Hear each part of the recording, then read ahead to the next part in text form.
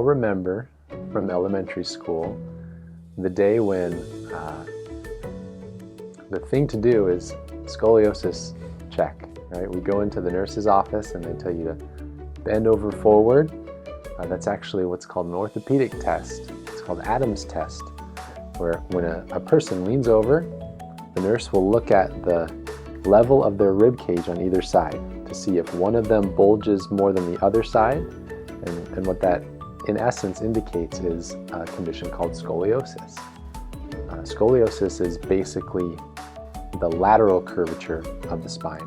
The spine, when looked at from front to back, should be up and down straight. When you've got lateral curvature, that is what's called scoliosis. The question of can a chiropractor treat scoliosis, I think is one that is multifaceted. There's more than just a yes or no answer. My biggest key to success in helping my patients that have had scoliosis is to catch it at its earliest stage possible. I do an event here at Hill Functional Wellness called Kids Day. And what it does is it gives me an opportunity to bless my patients, whether they're little tinies, babies, 5, 6, 7, up to 12 years old, to give them the ability and give their parents the ability to be proactive with the way that we address their care. And on occasion, I'll have a kid come into my office that has a developmental scoliosis.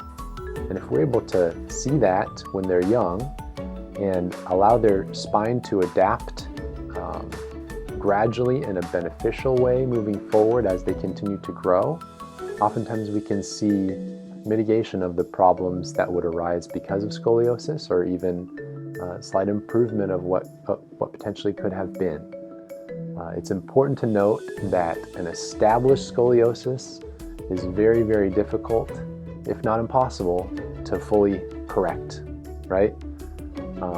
That's something that I'm upfront with all of my patients about. It's an expectation that needs to be set. But the reality is there are plenty of people that have established scoliosis that are able to handle that circumstance functionally through chiropractic care, through stretching, doing other exercises at home, and are symptom-free and are fully functional in the state that they're at. So yes, chiropractors can be very helpful in helping young people or people that have established scoliosis to stay successful and not feel symptoms. But really catching it at its earliest stage is really helpful. In my personal life, I had a scoliosis when I was in chiropractic college. And I grew up and had people treating me because it would occasionally bother me. The problem that I found when I got into chiropractic college was that after 2 years of treatment by the junior interns, this was kind of a funny story, because as a freshman and a sophomore in chiropractic college, you get care 5 days a week. So I was treated 5 days a week for 2 years, and they would treat my scoliosis accordingly, but it always came back. It never went away. When I got to be a junior intern and I became one of the interns that treated the freshmen and the sophomores, I went to the dean of the college. I said, if I had to pay for this care, it would absolutely make me broke. I said, I love chiropractic health care, but why is it that I can't fix my problem? And he looked at me, and he looked at my x-rays, and he stood me on 2 scales. And he looked at the bottom of my shoes. I stood 40 pounds heavier on my right leg than my left leg. He says, Dr. Hill, you have a short leg. I said, I do? He says, yes. And he showed me my x-ray, measured my legs, and I had a 7 millimeter short leg that never grew as long on the right side than the left side.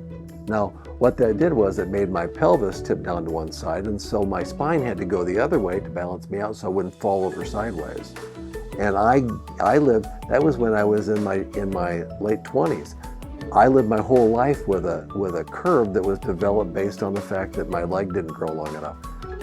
Fixing that scoliosis was pretty easy. All I had to do was get treated and put a lift in my shoe, and I held my alignment.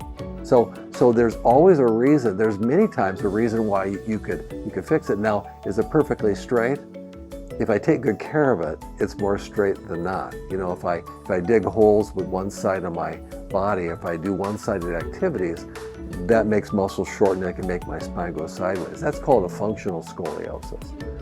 But the scoliosis that is usually, like Dr. Hill says, you can't really ever fix it, is an idiopathic scoliosis. And that would be considered a disease process that most people would say nobody knows why it is. I'd have to say I've seen people that start developing it, and if you can get to them when they're like 4 or 5 years of age, most of them would not progress. If you watch it, the longer it goes, the more that the spine gets used to being in a certain position and the bone development and the bone growth starts to alter. You can't undo the shape of the bone adapting to the curve, and that's where you can't straighten it out.